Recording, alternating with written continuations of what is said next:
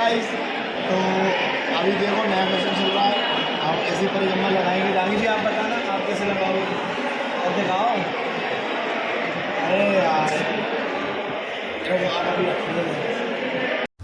आँख दिखाता है राहुल है, राहुल राहुल है। उस साइड है। यहाँ से परिक्रमा स्टार्ट होगी, ये देखो।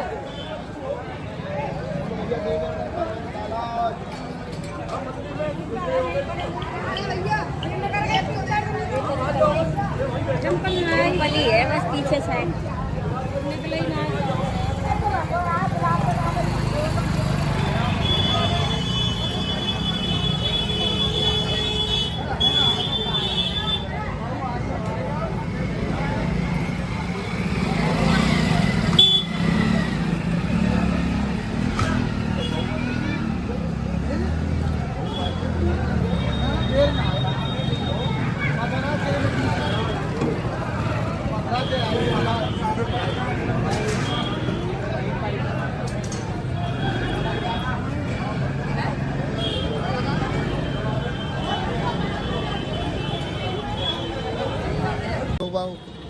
बताइए महाराज, कुछ बातें बता रहे थे आप।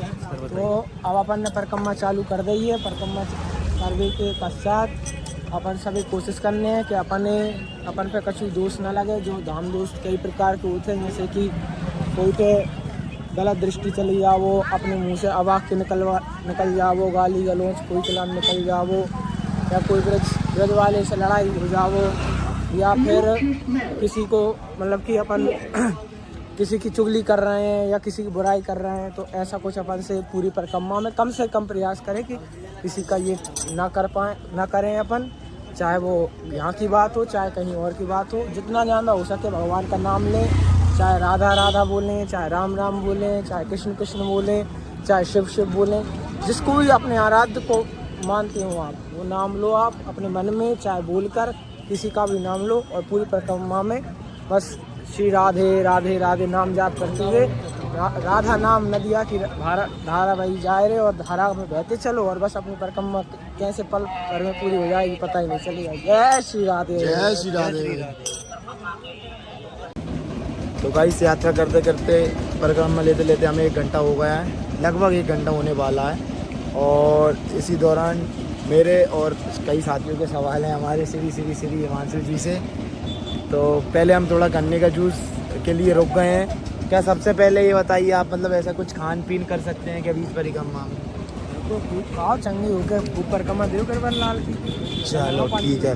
दूसरी मेरी बात ये है हिमांशु जी, आप ये बताओ जल्दी धन्यवाद। जो लोग परिक्रमा लेते हैं, कुछ लोग जैसे अपन पैदल ले रहे हैं, और कुछ लोग परिक्रमा लेते हैं लेट के, और कुछ लोग पत्थर रख रहे हैं, और कुछ लोग नारियल रख रहे हैं। तो मतलब ये ऐसे क्या रहता है इसका, और कैसे लेते हैं, और ये मतलब इसकी मान्यता क्या है कि आप पहले कुछ मांगते हो वो पूरा हो जाता है तब लगाते हो, या लगाते हो तब पूरा होता है? तो इसके बारे में कुछ आप बताना चाहें? देखो भैया, गिरवर लाल की यहाँ पे ब्रज में इतनी, देखो भैया ऐसा है, गिरवर लाल की लीला ब्रज में बहुत असीम बताई गई है। स्वयं श्री कृष्ण भगवान ने इंद्रदेव की पूजा बंद करवा के गिरधर लाल की पूजा करने को आदेश ब्रजवासी ने करो, और ब्रजवासियों के साथ साथ अपन सब और नहीं करो। और अभी भी अपने यहाँ पे जब गोवर्धन पूजा होता है दीपावली के बाद में, तो अभी भी अपने यहाँ पे हर साल गोवर्धन पूजा करी जाती है। जो यात्री यहाँ पे नहीं आ पाए वो खुद अपने घर पे गोवर्धन बना के पूजा करते हैं। और रही बात दंडवती परिक्रमा जिनकी आप बात कर रहे हैं, जो लेट लेट के परिक्रमा कर रहे हैं, क्या बोलते हैं उन्हें? दंडवती परिक्रमा कहते हैं उसको। जो लेट लेट के आप देख रहे हैं कि जो पत्थर रख रहे हैं और फिर परिक्रमा चालू कर रहे हैं, जो पत्थर और नारियल रखते हैं, उसकी मान्यता सिर्फ इतनी है कि वो एक चिन्ह रहता है। जब अपन लेटते हैं तो लेट कर अपना जो हाथ होता है उस हाथ से अपन एक चिन्ह रख देते हैं कि अगली जो हमको अगली जो दंड लगानी है हमको उस चिन्ह से लगानी है। तो ये मान्यता रहती है उनकी कि वो जो नारियल और जो पत्थर रख के जो परिक्रमा दे रहे हैं उसकी। और बाकी आप और क्या पूछा आपने कि मान्यता, और क्या पूछा आपने? यही पूछा था मैंने कि लोग वाग जैसे लगा रहे हैं तो वो किसी मनोकामना जैसे कुछ मांगने आए तो वो पूरा होने के बाद लगाते हैं, मतलब ऐसे मांगने के लिए लगाते हैं क्या ऐसे ही जैसे अपन लगा रहे हैं? देखो भैया, गिरधर लाल तो सबसे बड़ा दानी है। गिरधर लाल सबसे बड़ा दानी है और गोवर्धन खुद सबसे बड़ा दानी है। आप चाहे मांग के लगाओ, चाहे मांगवी के बाद लगाओ, लेकिन जब बात निश्चित है और लगाओ, चाहे पैदल लगाओ, चाहे आप गिरधर लाल को एक बार नाम ले लो। गोवर्धन महाराज को नाम लेवे मात्र से आपकी कछु मनोकामना, अगर आपने दिल से नाम ले लो तो गोवर्धन नाथ को नाम लेवे से आपकी सब मनोकामना पूर्ण होगी, कि उनमें इतनी शक्ति है। तो मनोकामना तो एक ऐसी चीज़ है कि सबकी मांगवी की चीज़ है। अपन दानी सबसे बड़े भी हैं, तो मांग तो सबकी है। कोई मांगवी के बाद लगाते, कोई मांग पहले परिक्रमा लगाते फिर मांगते। तो ये सब चीज़ें तो मांग की तो चलत रहते हैं। बाकी बात ये है कि इनकी शरण में जो आते है बाकी लाने सबसे, अगर कोई चीज़ मांगना चाहिए तो सिर्फ हरि नाम की भक्ति मांगना चाहिए, हरि नाम में प्रेम मांगना चाहिए, राधा कृष्ण में प्रेम मांगना चाहिए और मांगना चाहिए कि हे भगवान, मैं तो भजन में जितनों अव्वल दर्जे को भजन कर सकूं उतना करूँ ही, साथ साथ में मेरे आगे वाले भी, मेरे पीछे वाले भी, सबको कल्याण करें। गिरधर लाल ये मान्यता मांगनी चाहिए। बाकी धन दौलत माया इत्यादि तो सब कल्याण हो भाई सब। और जो नारियल था वो भी बस चिन्ह के लिए था, इसके अलावा कुछ नहीं। ठीक है,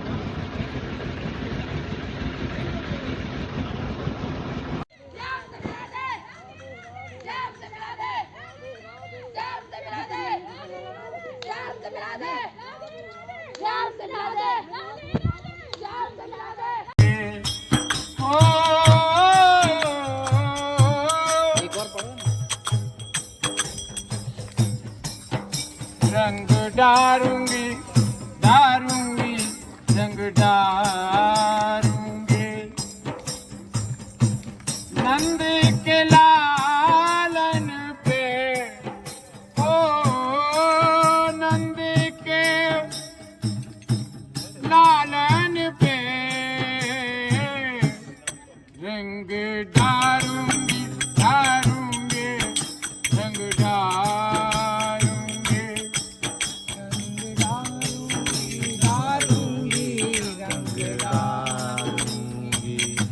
सावेरो रंग बिरंगो करूंगी, सावेरो रंग बिरंगो करूंगी, मल गुलाल गौगालन पे रंग डारूंगी डारूंगी रंग डारूंगी रंग डारूंगी डारूंगी नंद के लालन पे, हो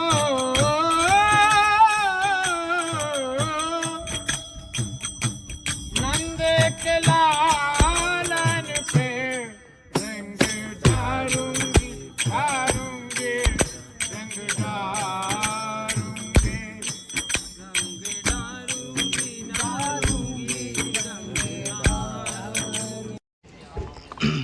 हिमांशु जी बताएंगे अपन को इस जगह का महत्व क्या है?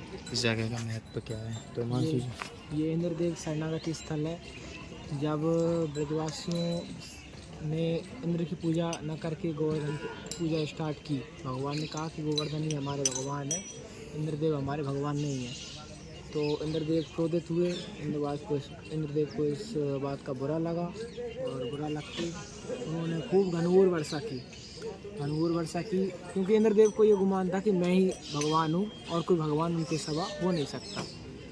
तो भगवान ने उनका गुमान चूर करने के लिए गोवर्धन पर्वत को उठाया। गोवर्धन पर्वत को उठाकर गोवर्धन की शरणागत सारे ब्रजवासियों को दी। ब्रजवासियों को, गायों को, बछड़ों को, सबको गोवर्धन के नीचे उठाया और अपने सुदर्शन चक्र को पूरे, जो भी पूरा ब्रजमंडल है, सुदर्शन चक्र को पूरे ब्रजमंडल के ऊपर कर दिया, जिससे बारिश तो हो रही थी लेकिन बारिश की एक भी बूंद ब्रज में नहीं गिर रही थी। वो सारा जो सुदर्शन चक्र था वो बारिश की बूंदों को नीचे गिरने ही नहीं दे रहा था। और इस तरह से इंद्रदेव का गुमान चूर किया भगवान ने। गुमान चूर करने के बाद में जब इंद्रदेव को ये एहसास हुआ कि नहीं, ये कोई साधारण बालक नहीं है, ये स्वयं श्री नारायण का अवतार श्री कृष्ण है, तब वो उनको पश्चाताप के लिए इंद्रदेव यहाँ पर पधारे। यहाँ पर पधार कर उन्होंने क्षमा याचना की। क्षमा याचना भागवत गीता में उनके श्लोक बताए गए हैं। क्षमा याचना में उन्होंने श्लोकों का उल्लेख है, उन्होंने श्लोक गाए, तब उन्होंने फिर भगवान ने उनको शरणागति दी, उनको क्षमा किया। क्षमा करने के पश्चात फिर जो उन्होंने वज्र प्रहार किया था और जो उन्होंने तीरों का प्रहार किया था, वो निशान अभी भी श्री गोवर्धन नाथ के पत्थरों पर अभी भी दिखाए जाते हैं। अब वो हमको उनको देखने के लिए ऊपर जाना पड़ता है। अभी मंदिर का समय नहीं है तो मंदिर अभी पटबंद होंगे उसके, लेकिन वो निशान अभी भी यहाँ पे हैं। तो यहाँ का यही स्थल है कि यहाँ पर इंद्रदेव ने भगवान श्री कृष्ण से क्षमा मांगी थी और भगवान श्री कृष्ण ने उनको क्षमा किया था। और यहाँ पे बताते हैं कि अगर आपसे कोई पाप हुआ है या आपको मन में ऐसा लगता है कि आप अभिभूत हैं कि किसी पाप के कारण आपके मन में असंतोष है कि आपसे कुछ गलत हो गया है, तो भगवान, अगर आप यहाँ आते हो, यहाँ आप सच्चे मन से अगर क्षमा याचना मांगते हो, भगवान से कहते हो कि भगवान मेरे से गलती हुई है, भगवान मुझे माफ़ करो, तो यहाँ जब इतना बड़ा अपराधी था इंद्र उनका, तो उनको माफ़ कर सकते हैं। तो यहाँ पे भगवान अपन को भी क्षमा करते हैं। ये क्षमा का स्थान है, यहाँ पर क्षमा मांगनी चाहिए। ये बात है। बोलो राधे राधे। राधे राधे।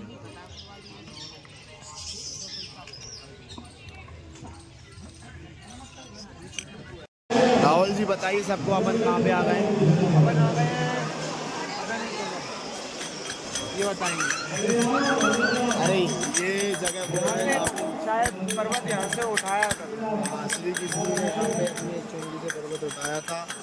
बाकी आप ये यहाँ पे देखिए,